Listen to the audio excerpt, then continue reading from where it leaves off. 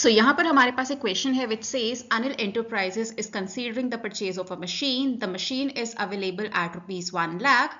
That means cash outflow is 1 lakh rupees. Earnings after tax but before depreciation are expected to be as follows. हमें 5 साल की earnings given है. That means cash flow after taxes but before depreciation. और यही cash flow हमें चाहिए होता है under payback period method. So हमें 5 साल की earnings given है. पिछले वीडियो में जो हमने क्वेश्चन डिस्कस किया था about payback period मेथड, वहां पर हमारे पास हर साल का जो CF80 था दैट वाज इक्वल, बट यहां पर हमारे पास हर साल का CF80 is different. So let's see how to calculate payback period when you have uneven और unequal cash flows for every year. First of all we need to have a table like this. सबसे पहले आप year का column बनाएंगे 1 2 3 4 5 क्योंकि हमें 5 years का CF80 given है. एनुअल CF80 हमें यहाँ पर गिवन है cash flow after taxes but before depreciation, यही हमें चाहिए होता है फॉर पे बैक पीरियड मेथड. अगर हमें यहाँ पर ये गिवन नहीं होता, दैट मीन्स फॉर एग्जांपल हमें cash flow only after taxes given होता, नॉट बिफोर डेप्रिसिएशन, या फिर cash flow before taxes and depreciation given होता, तो हमें कैलकुलेट करना पड़ता cash flow after taxes but before depreciation, जो हम आगे के वीडियोस में डिस्कस भी करेंगे. अभी हमें डायरेक्टली गिवन था, so we have written that as well, जैसे कि हमें क्वेश्चन में गिवन था for the 5 years. Next column will be for cumulative CF80. So cumulative CF80 means अभी तक का कितना कैश फ्लो मशीन ने आपको दिया है. सो फर्स्ट ईयर के एंड तक आपका cumulative that means total CF80 10,000 ही है, क्योंकि अभी हम पहले साल की बात कर रहे हैं.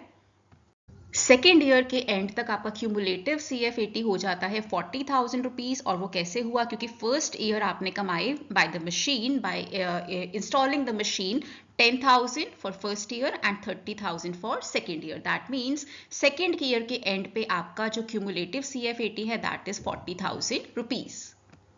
Similarly by the end of third year आपका क्यूमुलेटिव CF80 हो जाता है 10 plus 30 plus 40 is equal to 80,000.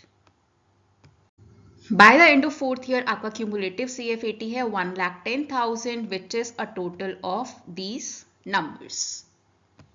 And finally, for year 5, your cumulative CF80 is 1,35,000, जो कि अभी तक का सभी CF80 का, सभी annual CF80 का total है.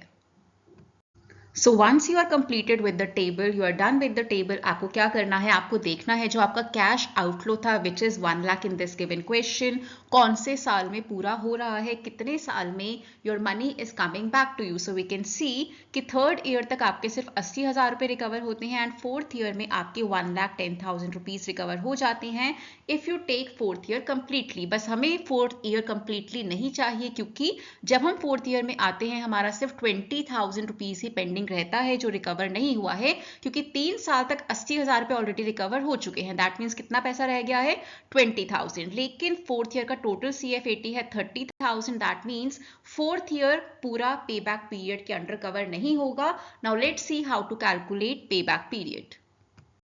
So we can use this formula when we are calculating payback period and we have unequal cash flows for every year. सबसे पहले आपको लिखना है कितने साल पूरे के पूरे लगेंगे to get your money back.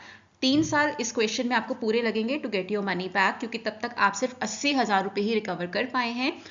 Plus कितना पैसा अभी भी रह गया है, that is 20,000 divided by annual CF80 of next year. That means 3 साल के बाद जो नेक्स्ट ईयर है, जो कि इस क्वेश्चन में फोर्थ ईयर है, उसका टोटल एनुअल CF80 कितना है, जो कि है 30,000 rupees.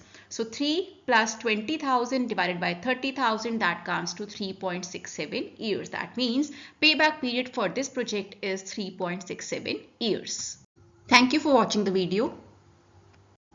Please subscribe to the channel on YouTube. Stay tuned in for the next video.